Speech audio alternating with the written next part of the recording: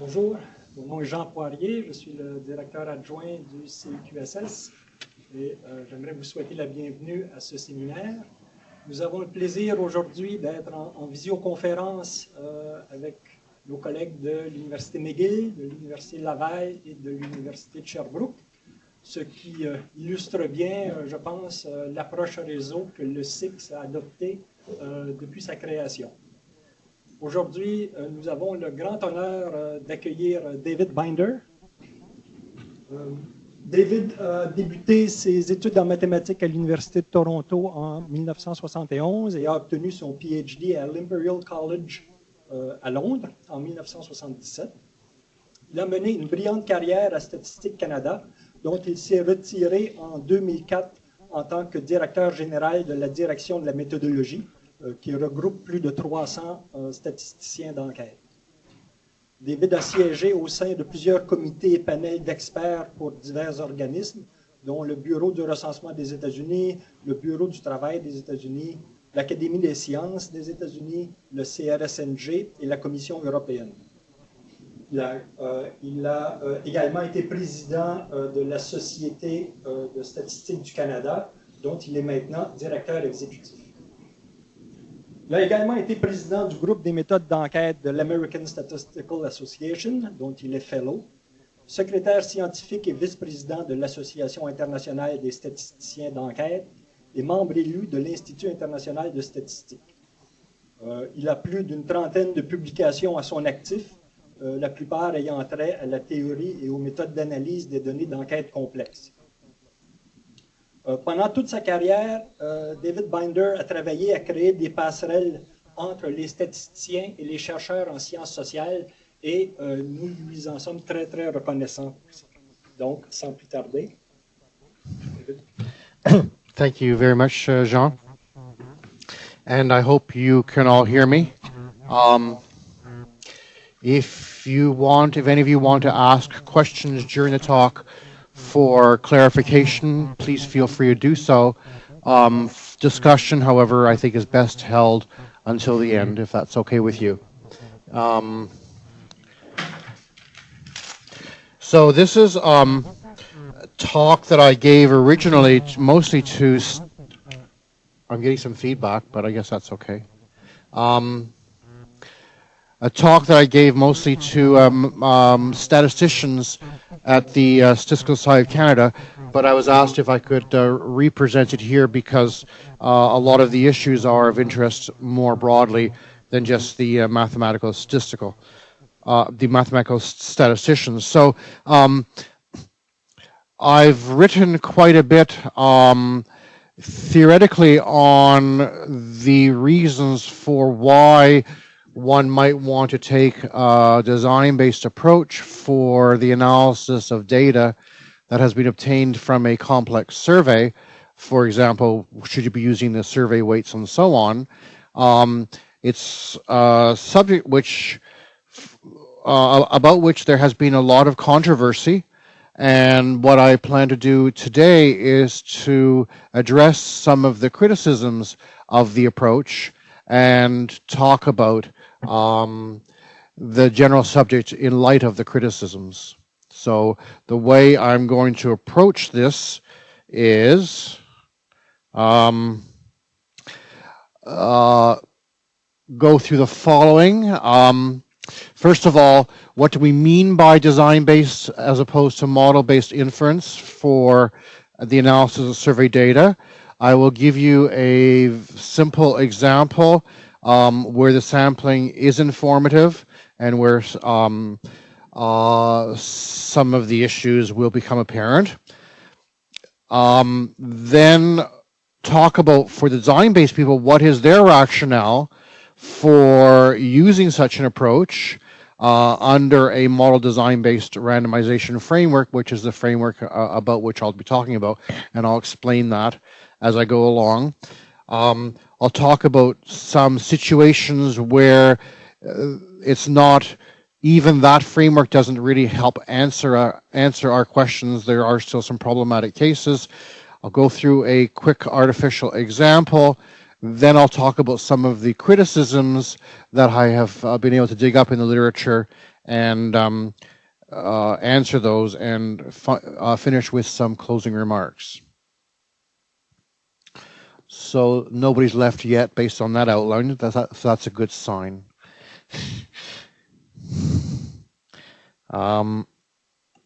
It's a bit slow for changing slides. Let's start again.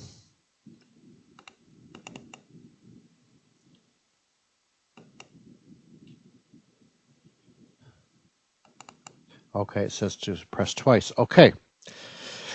So, what do we mean by a design-based or a model-based approach? So, this has to do with the randomization framework about which which we wish to assume that the data have come from. So, we start off with a sample that has been obtained from a survey with a complex design, where the units have been sampled from a finite population. And we need to talk about what is the target population versus what is the survey population. The target population for the inference about which we want to make conclusions versus the actual population which was surveyed. And then the various randomization distributions, which is key to this whole discussion under the model-based framework, the design-based framework, and the hybrid model design-based framework. And maybe, I'm not used to this machine, obviously. Page up. Where's page up? There we go.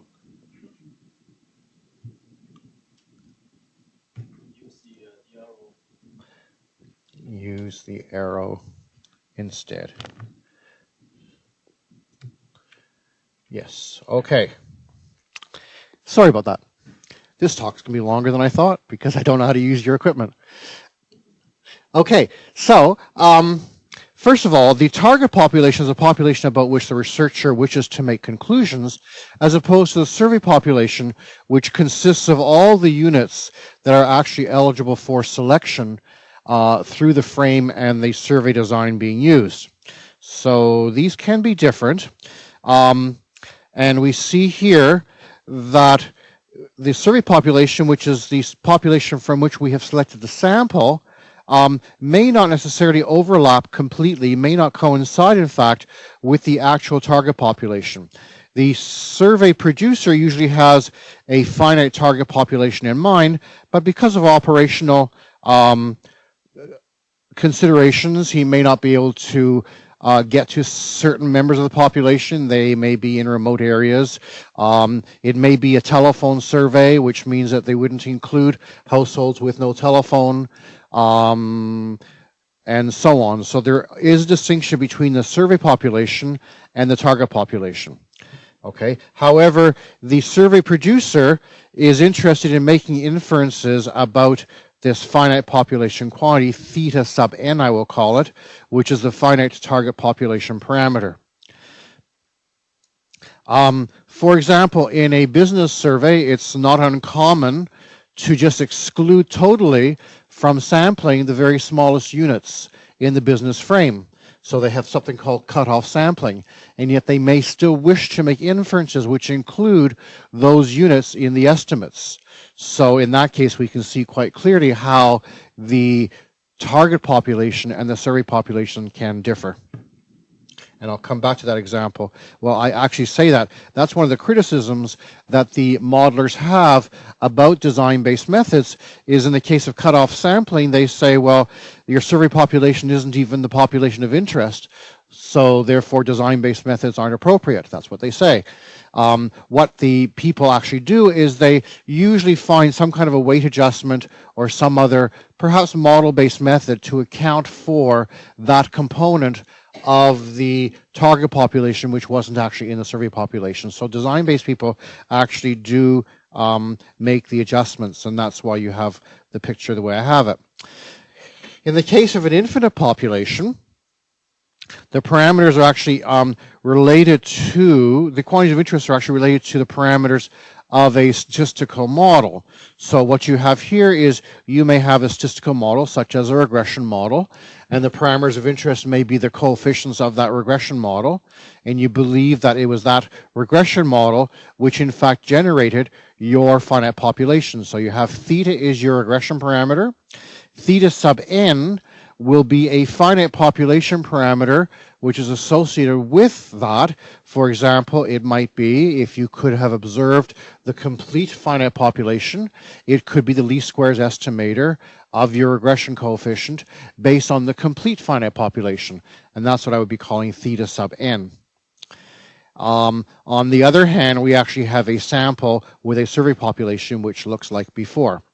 So that is I think for many analyses dealing, especially in the social science area, you're probably more interested in a conceptual infinite population and analysis about those things, as opposed to just the descriptive parameters which relate to the particular finite population from which you have selected the sample. For many of the data sets which are at the RDCs, the data sets were created for analytical purposes, and you're interested in studying the behavior of persons in the population, and you often describe that behavior through the parameters of a statistical model. So that's the framework around which many people who are analyzing survey data wish to live. They're not as interested in the finite population parameters. They're not interested in just the finite population total from which the survey was taken, or certain finite population ratios. They want to make inferences about something beyond the finite population. Now, the randomization distribution is quite important for, you're all familiar with the creation of standard errors and confidence intervals and so on, and the concepts behind these notions are all based on conceptual randomization distribution, which we assume the data have been taken from. That's known as a frequency-based statistical inference, as opposed to others, which I can talk about if you wish, and I have another presentation which I could give on that, but we're not doing that today. So in the case of frequency-based statistical inferences, you're interested in not only the sample that you actually observed, but you're also interested in what could have been observed had other samples been selected under particular randomization framework. And of primary interest is distribution of the estimates under these hypothetical random repetitions. So distribution of the estimates will depend on whether or not a statistical model is presumed to have generated the values of the finite population, and I call that the Xi randomization, as opposed to the P randomization, where distribution can also be affected by the sample design itself. And I'll show you some pictures that will explain this better.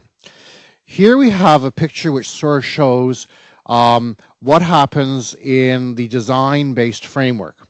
Design-based framework has no model associated with it. It has a finite target population. It has a survey population with a sampling process. Okay, and this sampling process could have led to a number of different possible samples. Each of those samples could have led to different estimators of the parameter of interest. You happen to have one particular sample, that's the one that you have in your microdata file, and you have a particular estimator. So this is all that you can observe, is this sample and this estimator. But the idea is you could have had other samples and other estimators, and it's distribution of all these possible estimators, which in fact is the basis for your design-based inference. Okay, that's the design-based framework. The model-based framework looks similarly, except that the assumptions about what's creating the randomization are different. In the model-based framework, you have an infinite target population with some sampling process. So we're assuming that the sample that we have observed comes from a sampling process that was taken directly from the infinite population, that there was no finite population involved at all. Okay, and here we have exactly the same picture. Here are all the various possible samples that you could have observed. This is a sample that you actually got with the estimator. It's this distribution under the model randomization that gives you the basis for making statistical inferences. That's the model-based framework. This is a framework that I like to live in. It looks somewhat complicated, so let me explain what all these little pictures mean. It's called the model design-based framework, and here we say that the model with the parameter of interest theta actually generates a finite population. This is the finite population which we actually selected from, but there are other possible finite populations that we could have seen as well. So I label those theta n sub 1, theta n sub 2, and so on. This is the particular one that is a finite population from which we have selected the sample. Okay, but for any of these finite populations, we could have had a survey population and selected samples and had various possible outcomes as a result of the sample selection. Okay, this is the particular case that we actually have. We have this particular finite population and this particular sample with this particular estimator. But if you look through all the various possibilities that could have occurred, that is the basis for the model design-based randomization framework. Okay, to me, that's the one that makes most sense when you're analyzing data from a complex survey or from any survey, and you're really interested in the model parameters. In other words, that there is a finite population, which was an intermediate step to get to your particular sample. It's the assumptions that you make about that intermediate step and this sampling process which may or may not cause the problems. So now I'm going to give you, Ray Chambers is a well-known model-based guy, has written several papers on model-based frameworks for analyzing survey data. And so I took a nice example of his, which he described in a monograph called Analysis of Survey Data, published by Wiley. Ray Chambers was one of the editors, along with Chris Skinner. He wrote chapter 2 as introduction to a few other chapters, including one which I wrote with Georgia Roberts, which the one which I wrote gives sort of the mathematics behind a lot of what I'm saying here. And his introduction was sort of like a discussion or maybe even a criticism of what we had done without a chance for a reply. So this is my reply to chapter 2. He also gave a presentation at the Statistical Society of Canada in 2004, and that's where I got this example from. So what he says is the following, and this is quite true. He describes this notion of informative sampling. He says sampling is informative if the distribution of the population and the observed sample values are different.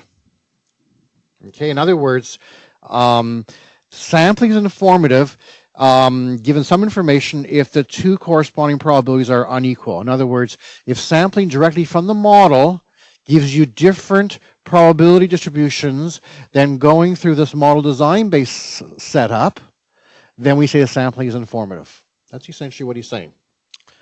So the informative or non-informative status depends on what is being conditioned on, namely whether or not we have design variables, the sampling process outcome, the response, non-response status, and so on.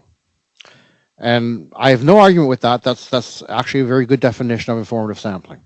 And that's part of the problem that we have. So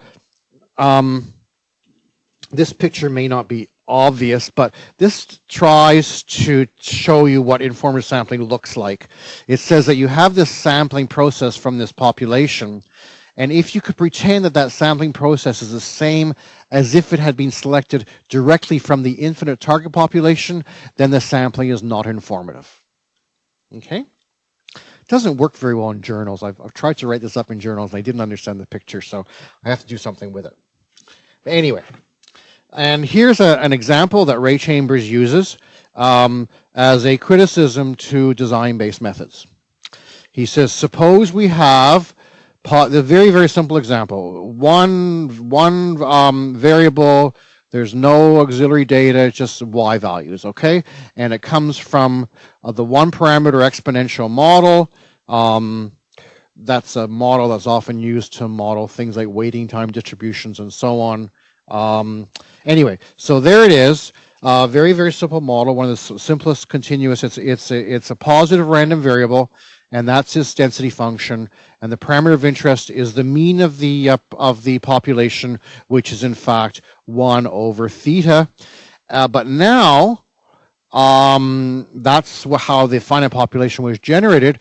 Now we're going to select units from that finite population with probability directly proportional to the actual outcome. Okay? It's known as size bias sampling, and it's known in the statistical literature. So these pi i's now are the inclusion probabilities, and we're saying that it's directly proportional to the outcome values y. Okay, and that's how the sample was selected.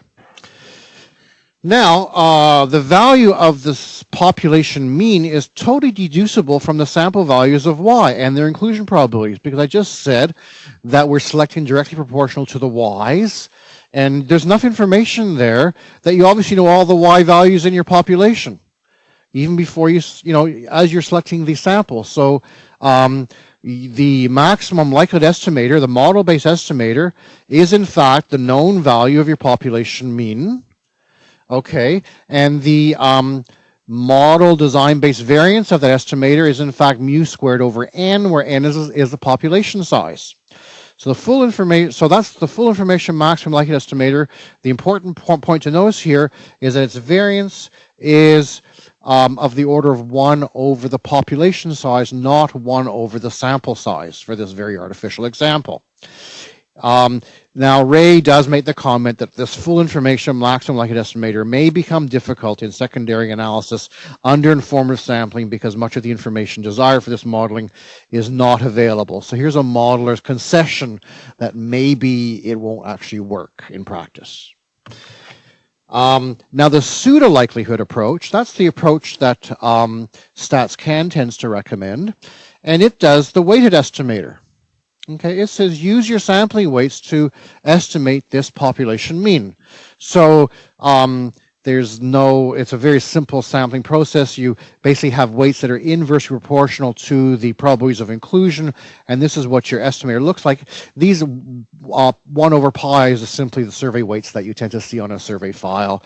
This I sub I is simply an indicator variable, which is 0 or 1, just simply indicating whether or not the fellow is in the sample.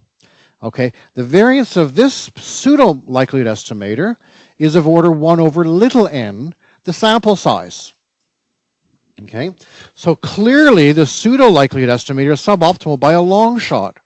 We can see that in one case the variance is of order 1 over little n, the other variance is over 1 over capital N. So as a simple example, if you have a population of size 100,000, the best estimator is of order 1 over 100,000. If you take a sample of 1,000, your estimator is only going to be of order 1 over 1,000. That's terrible. Okay, so it's not a very efficient estimator, but that's the design-based approach. So there we have a modeler's example of where design-based methods fails miserably compared to model-based methods. It's still approximately unbiased. That's what you hear the statistical methodologist saying, that even if you have even if you know the model and you ignore the model and just use your survey weights, you're still asymptotically unbiased and That's still true, but it's a terrible estimator anyway. There's something else which most people are less familiar with, and that's called the sample likelihood approach.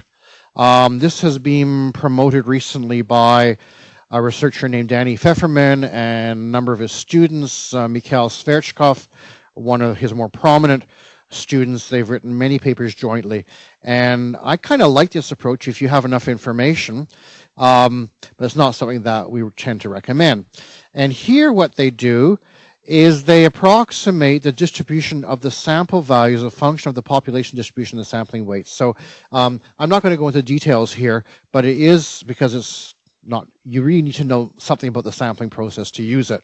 But Ray Chambers showed that the sample likelihood estimator is approximately unbiased under this setup, and the variance is still a substantial reduction over the pseudo likelihood estimator. It's still not as good as the full information maximum estimator. You can't do better than that when you have all that information.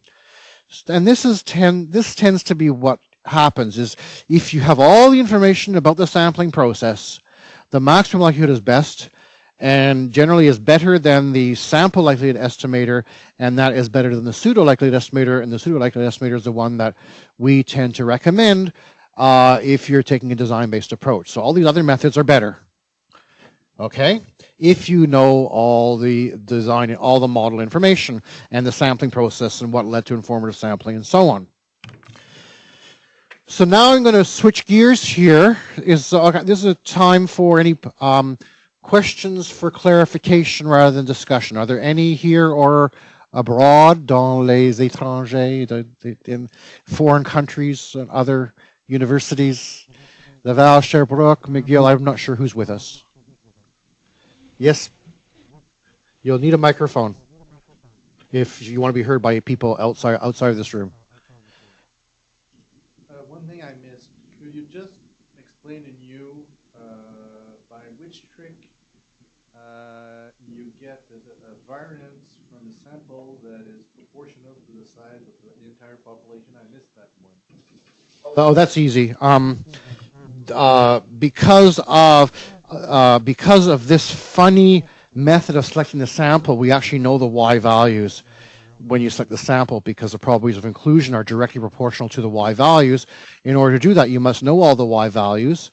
Since you know all the Y values, you have Y bar for the population. Right? As he rolls his eyes, for those who can't see what he just did. Any other questions of clarification? Okay. Now I'm going to go through the logic for why design-based people would even recommend a design-based approach when you have a model. What's the rationale for that? So I'm going to use as a motivating example the very simple standard linear regression model where the y's are linearly related to these covariates or explanatory variables x's plus an error term. I'm going to assume everything is nice. I have the usual normal zero mean standard variance, equal variances, independent normal assumptions. Okay, so that's the model. Now, if the complete finite population could be observed, then we can write down what we refer here to as estimating equations. In some elementary textbooks, they're going to call, in regression, they're going to call these the normal equations. But these are basically the equations that you want to solve in order to come up with your estimator of the unknown parameter. And so what you do is you solve these equations. Okay, when you solve for theta sub n, you end up with the ordinary least squares estimator of the unknown parameter theta. So you end up with the x transpose x inverse x transpose y kind of estimator, if you had the complete finite population. Now it's important to note here that under the model, I'll use the subscript psi to denote the model randomization. Under the model, the expected value of this sort of function that was using the estimating equation is given by this, so that when theta is equal to theta twiddle, in other words, when you compute this function at the true value of theta, it has expectation 0. This is a very important point. Okay, and I'm going to come back to this. This is a key assumption for why design-based methods are going to work, is that you need to have estimating equations which, under the model, have mean 0, and I'll come back to this later. Okay, if you have, for example, a missing covariate, then you end up with this guy here, and clearly that isn't 0 if gamma isn't 0 and if z isn't orthogonal to x. Generally this is not 0. So the standard stuff that you're used to. If you do a regression and you have a missing variable, you're estimating the wrong thing. And you can say what you're estimating as well if you know enough. So now I'm going to define the model-based and design-based estimators for this parameter theta. The model-based maximum likelihood estimator basically ignores all the sample information, ignores the weights, just does the ordinary least squares estimator based on the sample with no weights. So this is just the what would be familiar to you as the ordinary least squares estimator of the regression without using survey weights. That's what I've written down there. Okay. On the other hand, the pseudo maximum likelihood estimator uses the weights, and that's where I've put in here just the 1 over pi's to indicate the weights. I'm keeping a very simple example for purposes here, as opposed to the more complex one. So 1 over pi are the survey weights that you see, and as solving this equation will give you the weighted least squares estimator of the regression coefficient using the survey weights. And this simple example I'm giving, in fact, can be extended to much more complicated situations. For example, generalized linear models, quasi-likelihood, generalized estimating equation estimators for longitudinal data, made well known by Liang Ziegler. You may have heard of that. M-estimators. I've found ways to adapt Cox proportional hazards models for survival methods to this framework. So even though I'm talking about the simplest case of regression, what I'm saying extends to a lot of other cases. I'm just trying to keep it simple for the purpose of the presentation. Okay, so what design-based people then do is they write down these estimating equations, and they do what's known as a Tailor linearization of that estimating equation, and they write things like this. I'm not going to get into the mathematics here, but for the linear regression case, it's simply, you can write it down this way, and it turns out that we can now use that framework to talk about different quantities, such as the finite population parameter associated with the model parameter, and the various estimators, the pseudo likelihood estimator and the model-based estimator that I talked about. So just use those equations, and you can write down these various things. And I'm not going to get into the details here, but for those of you who are interested, I think will have access to the slides. Okay, one point though is important, and that's this last line here. The model variance of the ordinary least squares estimator based on the complete finite population and the regression coefficient is generally given by this quantity here, and if we make the model assumption that the variances are equal and have the same variance, then it simplifies to that quantity here. Okay, but more generally it can be written as that. And that's important because design-based guys are going to estimate this quantity here, which means that it has fewer assumptions than what modelers do when they get to that point there. I hope this is somewhat clear. So these standard results are well known. We're now going to apply a similar method, not for the ordinary least squares estimator based on the complete finite population, but now for the pseudo likelihood estimator, which is the weighted least squares estimator using the survey weight. So I write down the equations as before, and I get this sort of complicated expression here. This is just a point. This is not just based on some kind of an emotional feeling about things, but it's actually based on good mathematics to come to these conclusions. And I don't think you're interested in the details of the mathematics, but it's important to know that there is some theoretical basis for what these people do. So now, under the model design-based framework, you can write down some equations, and you end up with those expressions. This, I'm not sure I'm going to get to this part later. It's kind of important. Let's just focus on this line here, even though I haven't gone through the details.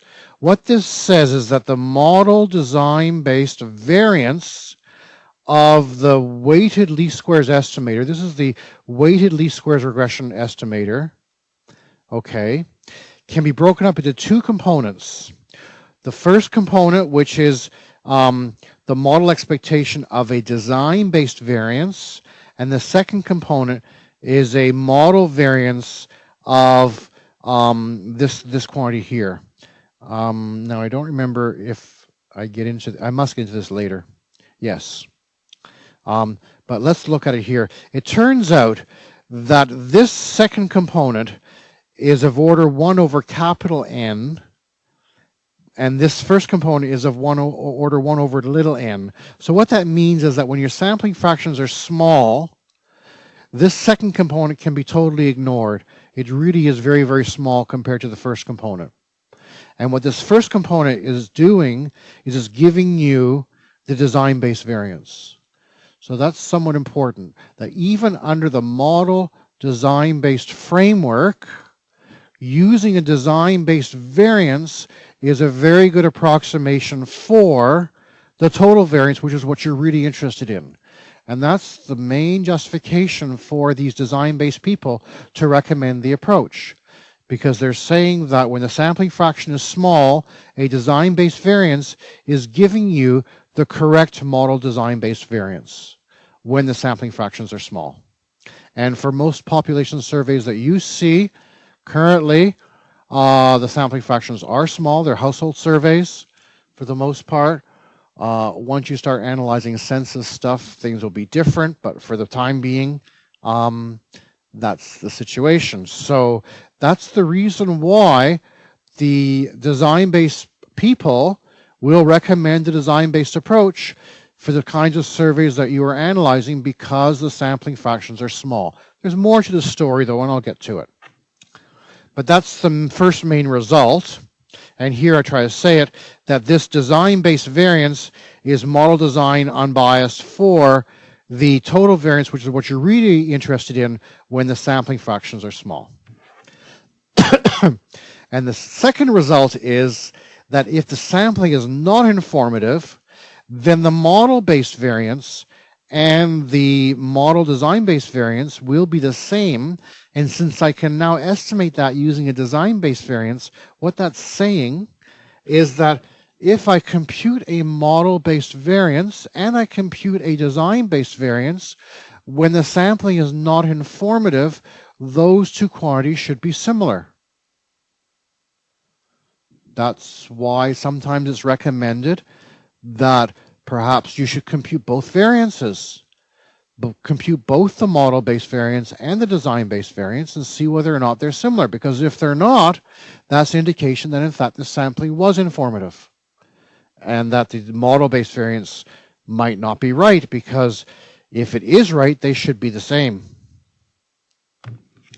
Unfortunately, that's a nice thing to say, but you don't have software to compute model-based variances for weighted estimators. Okay, generally. If you just stick a weight, oh, sorry, I guess I'm moving around and then it's following me, right? Okay, I didn't notice that. If you just put into your SAS or your SPSS program survey weights and say, do a weighted regression and give me a variance, and even if you standardize the weights first by, that's what you're told to do this.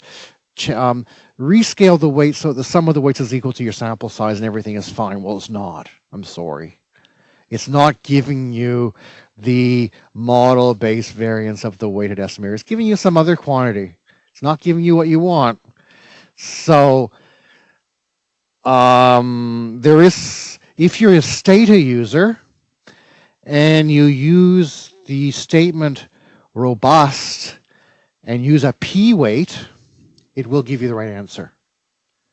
Okay, it will give you, even when you're not using survey software, what it computes for you is something called the Huber-White estimator, and the Huber-White estimator is a approximately model-based estimator of the weighted least squares estimator. So it will give you the thing that you want based on this recommendation, but SAS, SPSS doesn't do it. I talked to the developer of Lisrel. I don't know if there's any Lisrel users. Bill Green is the guy who is behind Lisrel. He wrote this book on econometric theory, and I served on a panel in the US with him and talked about this, and he said, yes, he does it the right way. So. Sorry, are you talking about Lisrel or LimDep? LimDep, you're right. Thank you. It's LimDep, not Lisrel. LimDep. Yes. I'm not a software. Thank you. LimDep. Okay. Applying the same technique to the model-based estimator does not give the same conclusions unless the sampling is non-informative. So although I can, there's a question coming in a minute. Although I can make these conclusions for the weighted estimator, when you use the unweighted estimator and you go back to the formulas I had, it won't necessarily, it's not going to give me the right answer unless the sampling is not informative. So that's the main rationale for what design-based people, for why design-based people recommend using the survey weights and using design-based variances, because when the sampling is informative, the model-based estimator may not be model design unbiased, and the model-based variance can also be biased. Question? Yes, going back to the question about the software, if you're using Sudan, which is... Sudan, yes, good. There's no problem. Right, but yes, I'm saying that, yes, well, that gives you the design-based variance. That's the one side of it.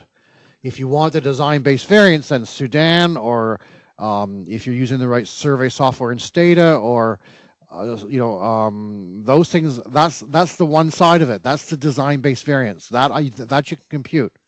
The question I had for you was, how do you compute the model-based variance of the weighted estimator?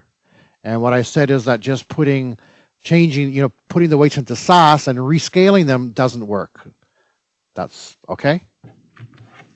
This is a summary of what I've just done in this, in terms of the rationale for design-based method. I've used this table frequently and modified over time as I've had various questions from groups that I've talked to. But this is what, and I think I gave a talk here about 4 years ago, and I probably used a similar table at that time. Now, this is what I think. You have a choice. You can either use a model-based estimator or you can use a design-based estimator, okay? And you have two possible truths. The first possibility is that the assumed first phase model is valid and the sampling is ignorable. In other words, in this model design-based framework, okay, everything is fine. The model has generated the population, the sampling is non-informative, everything is fine. If that's the case and you're in this column, I wish I could put my hand over the second column, but I can't right now. Then if you use a design-based method, well, you couldn't be in a nicer world. You're doing the best you can. This is what all this model-based stuff has been developed for. You know the model, you know the sampling, everything is fine. You're going to be unbiased, efficient, valid variances, valid inferences, everything is good. Okay? If, on the other hand, this first phase model is true, and you're stupid enough to use the design-based estimator, well, what have you done? Well, you're still asymptotically unbiased, but your variances, the variances of your estimator may be larger than they could have been had you used the right method. So that we say that's inefficient. But your variance estimates are right and your inferences are right. Okay? It's just that you've lost some effective sample size by doing this. So that's if you're in the first column. If you're in the second column is now I'm going to assume that either I got the wrong first phase model, maybe I had some missing variables in there, maybe the variances were correlated and I assumed that they were independent, the variances of the residuals, that is, of your model. There's all kinds of things that could have gone wrong. After all, models are only models. So if that model wasn't exactly right, or if the sampling is not ignorable, well, now you're in the second column. Well, if you're in the second column and you use a model-based method, well, you could be in very bad shape. You can have totally invalid estimates. Inconsistent means that no matter how large your sample size is, you're not even going to be estimating the right quantity. Your variances could be invalid, your inferences could be invalid. So, whereas if everything was right and you do this, you're fine, but if it's wrong, you could be very bad. What about down here? Well, now you need this extra condition. And that's what I said early on. You need this condition about this model expectation of this thing that I showed you, okay? And the model expectation has to be right. So what that's saying is that the mean, suppose you're doing a regression model, it means that the expected value of y given x is in fact linear. Okay, that you haven't missed some variables. So it doesn't excuse you from getting the wrong model. Okay? But if you have the right mean model, forget about the variances, but if you have the right mean model, then you're in good shape. Because now you are asymptotically unbiased, you do have valid variances, and you do have valid inferences, but you need that extra condition. So it doesn't exempt you from looking for the right model. You still need that. Okay, and in fact, if you don't have the right model, I've seen some simulations for both model-based and design-based methods. They're both terrible. The model-based methods might be less terrible than design-based methods, but they're both terrible. So what do you do? Anyway, but that's the rationale for using design-based methods. Now, not everything is nice. Here are some problematic cases. I kept on saying when your sampling fractions are negligible. Well, if they're not, that's a problem. When you have rare characteristics, that's like having not large samples. And the stuff that I'm doing was asymptotic, which meant that I needed to have large sample sizes. So in order for the stuff to be valid, I need large sample sizes. So when I have small sample sizes or rare characteristics, this may not be valid. The rationale breaks down. Models that include random effects, mixed linear models, structural equation models, hierarchical linear models, all that stuff that has random effects in it. The conditions that I require break down. The rationale for design-based methods doesn't go through nicely. More recently, people have been looking at things like population-based case control studies. So what that is they have a sample from the population with very small probabilities of inclusion, so huge weights, and then they have a bunch of cases where they may sample or may not, but they have very, very small weights, and then they do their case control study. Well, the design-based methods are valid, yes, but because of the huge differences in the sample in the sampling fractions, the variances could be very large, much larger than they need to be. So what I've said is true, yes, but that loss of efficiency that I've talked about becomes too large to be acceptable. The whole issue of integrating data from more than one survey, this is becoming more and more popular. I know I work a lot with Georgia Roberts at StatsCan, and she gets so many questions about, oh, I want to combine this panel of SLID with that panel of SLID, or this panel from NLSCY with that panel of NLSCY, and can I do it? Well, I haven't talked about that. That's a harder question, okay? There are questions about what are you estimating when you have different finite populations. You have to start thinking again back to the basics of what's my target population, what am I sampling from, what are the weights, and so on. You have to ask all these questions. You have to go right back to fundamentals for those questions. Event history analysis, that's where you have things like survival models and estimating Kaplan-Meier survival curves and stuff. I'm calling that problematic because when you have a longitudinal survey with attrition, you have different weights now according to which cycle you're looking at. And now the questions come up. I mean, I've been ignoring this question about what is the right weight. Well, now you're opening up that can of worms, so to speak. But what is the right weight now when you're analyzing these models? So I'm calling that not necessarily a problematic case, but something which still requires some more work. So that's from the design-based point of view. Now, I'm just going to give you a very quick artificial example of something which I did. I'm not going to go through the details of this. What I did was I generated, this is totally artificial, 100 independent, identically distributed random trials of taking the value male or female MRF with the probability of being female being 0.51. And I did this, and that's what I got, these 100 guys. And I got 46 Fs and 54 Ms, so that I'm now going to call this my finite population that I generated. So it has a finite population parameter of 0.46. Now what I'm going to do is I'm going to cluster those observations into households. And the way I've done it, I didn't divulge this last time I was here, but I think I had a question from somebody in the group asking me how I did it.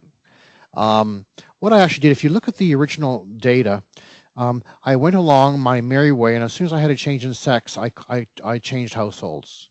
And then I go along my merry way, and as soon as I have a change in sex, I change households and so on. So that's how I created those households. highly informative way of creating households. That's what I did. And now what I'm going to do is I'm going to sample households at random with probably proportional to household size with replacement. Very, very simple sampling strategy. It turns out that the expected value of the model-based estimator is 0.445. The true value of my finite population parameter was 0.46. So it's pretty close, which means that if you start comparing the model-based and design-based estimators, they're going to be fairly similar. The bias isn't large enough to be able to see the difference that often. One of the things that people suggest you do for detecting whether or not you have informative samples is do the weighted estimator, do the unweighted estimator. If they're close, fine, ignore the weights and just go ahead. They're going to be close here, but they won't. You won't be fine. Okay, because what happens was, because of that very informative way that I created these households, I didn't really pay attention to sex as I was creating those households, which is why you got that. If I look at the model-based variances of the weighted estimators and the design-based variance of the weighted estimator, these are actually estimates of those things, and I took the large sample expected value of those things. I found that one is like 0.087 over the number of households selected for large samples, and the other is 0.049 over the number of households selected. So what's going to happen here is if you were to compare the model-based and design-based variances, they will be very different in practice. So even though the estimates are similar, the variances are different, and you now have your diagnostic, which has shown you that you have informative sampling. And similar sort of thing happens if you use the model-based estimators rather than the weighted estimators. So we see from this very artificial example that the impact of informative sampling on model-based methods can be quite substantial. So now I switch gears, and I'm going to what do the modelers say about all this stuff? The ones who are criticizing these design-based people. I've now given you the rationale for the design-based people. I like to look at both sides. My mother used to tell me I should have been a lawyer because I always, if this, then that, if that, then this. Anyway, so I look at both sides. This is my version of being a statistical lawyer. Okay, but before I do that, were there any points of clarification on what I've said so far on the rationale behind using design-based methods?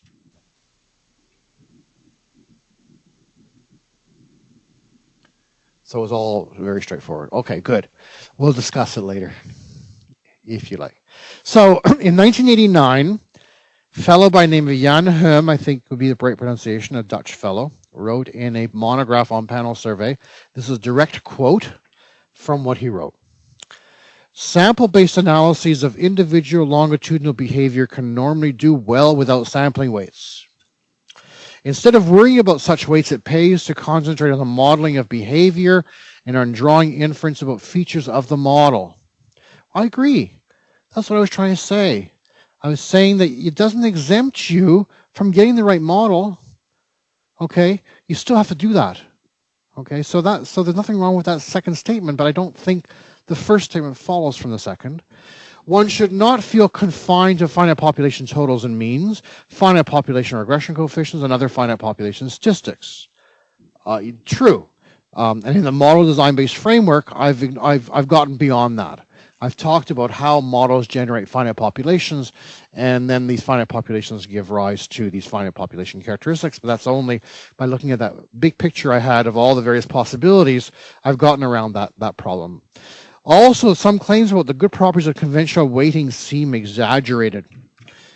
Use of weights is not appropriate when modeling probabilistic models of human behavior because we are not estimating finite population quantity. I agree, we are not estimating finite population quantity, but however, the framework I've given in the model design-based framework is the model generate the finite population. So the model parameters are valid parameters, and we're not estimating just finite population quantities. Regarding sampling mechanism as part of the total model of the random experiment that produces the survey data with normal consequences for statistical analysis, I fully agree. Informativeness is not relevant for issues of robustness against behavioral model misspecification. I agree. You still have to get the model right.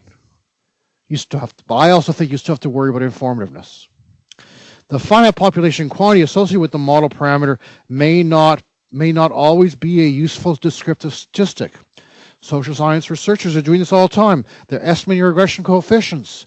They're saying, well, even if I don't have the model right, it's still a useful quantity. Okay, well, is it really? If you, what are you estimating if there's no model? Think about that. So, so I agree with the statement. Now, Steve Feinberg, in the same monograph, Steve is he's very anti-design based, to put it mildly. Okay, and we've had some heated discussions. In fact, a lot of what I've done over the years has been based on questions that Steve Feinberg posed to me when I first presented this stuff back in the early 80s. Okay, he asked me, like, what are you estimating when there's no model, da da da da. So a lot of what I've shown you today is based on criticisms of people like Steve Feinberg, and in particular Steve Feinberg, for this design-based stuff. And I remember having dinner with him in July, and we talked about this. So anyway, sampling weights, as they are usually constructed, are at best irrelevant to a likelihood-based approach for statistical inference. At best irrelevant. That's pretty strong. In other words, if you have a likelihood, if you know the model, if you know the whole process, sampling weights are irrelevant. And I agree. There's a lot of ifs in that. Okay? If you really know the process that led to the informative sampling and you can model it all, then there's a lot of assumptions there, many of which are not verifiable. I have some comfort in knowing that even if I don't have all those assumptions right, because of the theory that I've used to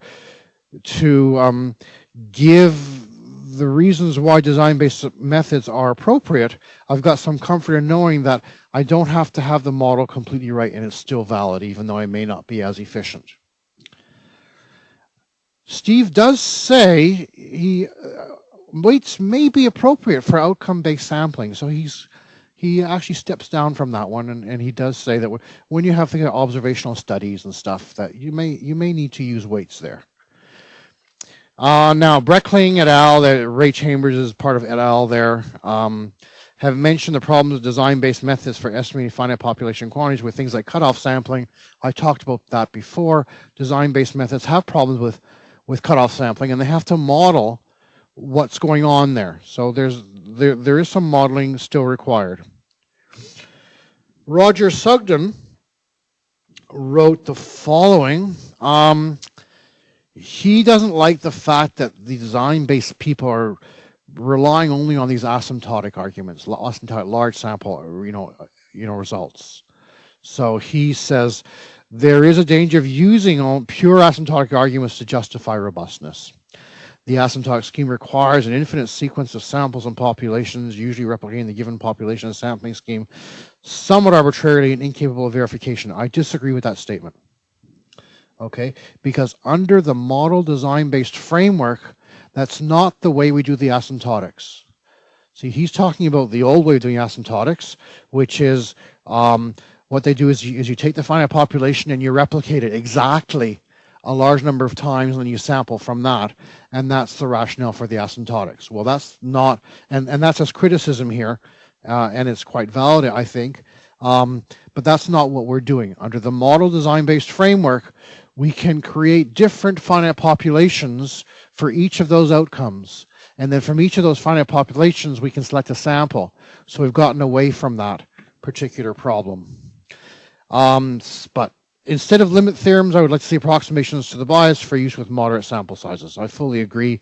It is based on asymptotics. If you have a problem where you're estimating things from a small domain, for example, and your sample size is small, or you're estimating a rare characteristic, maybe you should be giving a lot more thought to the form of your model than you are doing. And maybe it is appropriate to ignore some of those sample weights, especially if they're very, very different within your sample. Rod Little, I devote a few pages to Rod because he's another one of these strong criticizers of design-based methods, but he's not as adamant as Steve Feinberg is in that he thinks that there is a role for the survey weights within the framework. Okay, and he has long discussions about what that role is and so on. So he starts off with the following: design-based approach to survey inference has a number of strengths that make it popular with practitioners.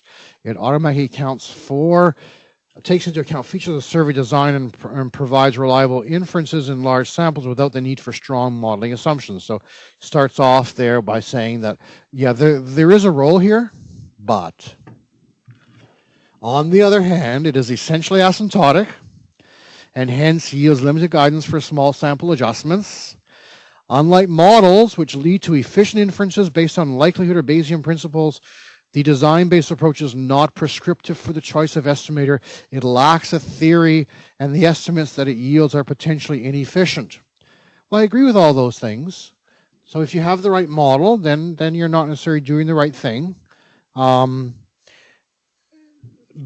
Modeling, you see, he thinks that you can model everything away. Modeling provides a unified approach to survey inference aligned with mainline statistical theory. In large samples with uninformative prior distributions, the results can parallel those from design-based inference. Bayesian approach is well equipped to handle complex design features. Bayesian approach may yield better inferences and so on. So he's promoting when you have the full model, use those features of the model that you know. And he feels quite strongly about that the design-based people really are putting too much reliance on not thinking about the models, just throwing away all the information which they might have been able to use and just using the design-based approach. So that's mainly where he's coming from. And I'm hoping that you understand what they're saying now better, that they're saying these things that when you have a model, the design-based approach is probably not the best thing to do if you know what that model is. In other words, the model that led to both the creation of your finite population and the sample which may have been informative. He goes on and on about this Bayesian stuff. Okay, just as an aside, I gave these exact quotes not too long ago at a conference where both Little and Feinberg were present. And they didn't disagree with what it is that they said. Okay, we just have some heated arguments afterwards about my comments to what they said. Question of non-response modeling. I haven't done a lot of the modeling for surveys is in the context of non-response modeling. I haven't touched that. Here, there's no question that modeling is needed when you're dealing with non-response, because here's a form of another way of that could lead to informative samples through the non-response mechanism, and you may need to do something more to account for the non-response mechanism. So I haven't touched that, so I'm not criticizing the modeler's criticism for non-response modeling. Does that make sense? Play it over and over again, it'll make sense. And there's a good paper by Kim and Kim who talks about whether or not you should be using the survey weights when you're estimating non-response probabilities, and even that's not a clear-cut question. So just a few closing remarks. As I mentioned earlier, when successful at using models to incorporate the reasons for informative sampling, maximum likelihood or sample likelihood methods can perform the pseudo likelihood or design-based methods. Can do better. When the sample sizes are small or the number of primary sampling units are small, a model-based approach or even a Bayesian approach can be preferred. Models that include random effects are definitely problematic even for large total sample sizes. The use of the original weights when the weights are very variable may not be best. That was like the case control study. Some weight modification may be necessary. Integrating data from more than one survey is a whole different issue. Users may also find that a few observations are too influential due to the large number, to a few observations with large weights relative to the others, and might be necessary to make weight adjustments. Weighted and unweighted point estimates may or may not be similar. If they are not, think about modifying the model to incorporate the fact that sampling is informative. But even if they are similar, consider modifying the model to account for the reasons why the sampling could be informative. And once you start modifying the model, very important. Suppose you want to add certain other variables to your regression equation to make these things more consistent. Well, now you're changing the meaning of your regression coefficients as well. When you start adding other when you start adding other variables to your regression, you're also changing the meaning of the regression that you're modeling. So you have to be a little bit careful. And I have some neat examples of that I can talk about later. Standard errors based on design-based approach may tend to be more robust in cases where the informativeness of the sample has not been fully incorporated in the model. The design-based approach will still give correct inferences for the model, for the parameters when the assumed model is true, even if the sampling is informative. And I go into what I mean by robustness as well. And finally, simply note that very often used expression by George Box is that all models are wrong, some are useful. That's, I think, the perspective that a lot of social science people hope, that they know their model isn't correct, but they feel that it's useful anyway. And this one is attributed to me. Discussions will continue.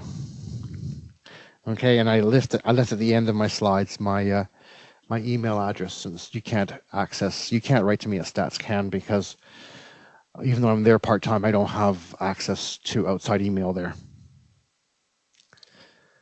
Okay.